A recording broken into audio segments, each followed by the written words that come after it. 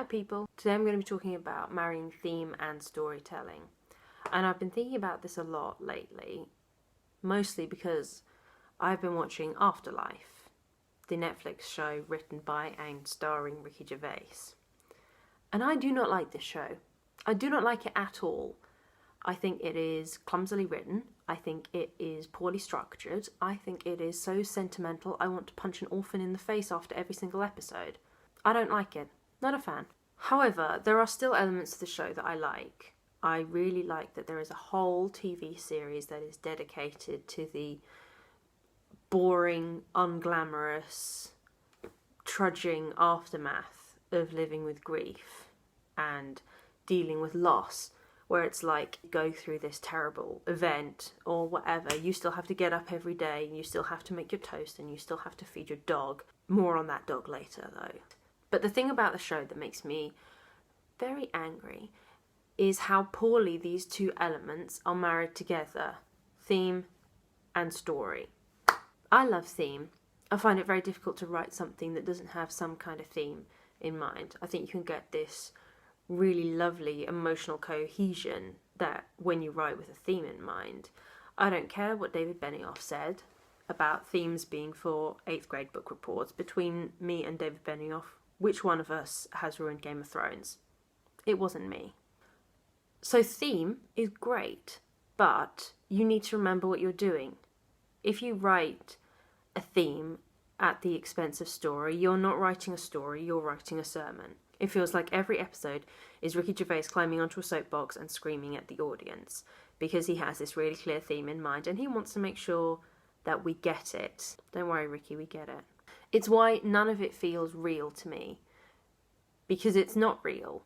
You know, the characters aren't real people. They don't feel like real people. They don't have anything to their lives that exists outside the theme that Gervais is pushing on them. The episodes have got very little structure beyond pushing this theme, and that makes them boring. And it doesn't make me engage with them at all, because I'm actually repelled by how much theme is being shoved in my face, because I'm not here for a sermon, I'm here to enjoy a story. And when you have this overpowering theme, then there is no story and it doesn't work. The best example of this is Penelope Wilton. She's a ghost. She's a ghost. There's no other reason for it.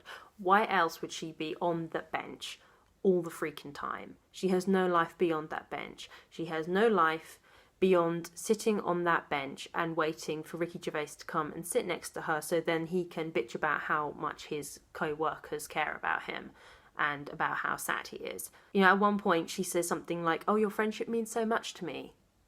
Why? Why? He never asks her about herself. He never asks about her family, about how she's feeling. She gets nothing out of their friendship. She's just there to do emotional labour for him. She's just there as a sounding board. And Lisa, Tony's dead sainted wife. Now, I understand that when someone dies, you romanticize their memory. I understand that. But there is no evidence in the story that we are shown on the screen to suggest that Lisa was actually a real person, emotionally speaking. She never does anything that's not cute or symbolic or shows how perfect she was. Or there are no scenes where Ricky Gervais is like, you know, I am really sad that she's dead, but God, she could be a bitch sometimes. Or, oh, you know, it is really sad that she's dead, but I can go see the films I want to now. Just something that would, like, pop that little illusion of her being perfect. Because if she's not perfect, it doesn't illustrate the theme so well. And that's theme at the expense of believability and realism. And it doesn't work. I hate Lisa. I fucking hate her. I don't care about her. I'm not sad. I hate her. And Brandy, the dog. The dog does not act like a real dog.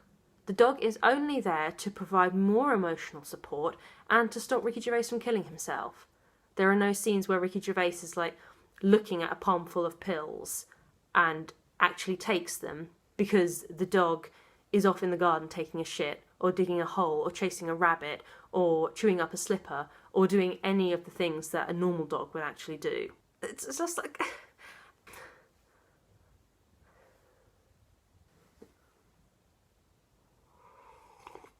So because the theme is overwhelming, nothing feels real, nothing feels grounded, and nothing feels realistic. It's just theme at the expense of story, because Ricky Gervais has an agenda to push. Everything exists to further the theme.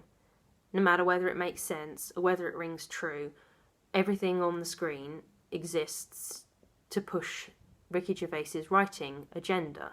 And there is so little actual storytelling that I think it weakens the theme.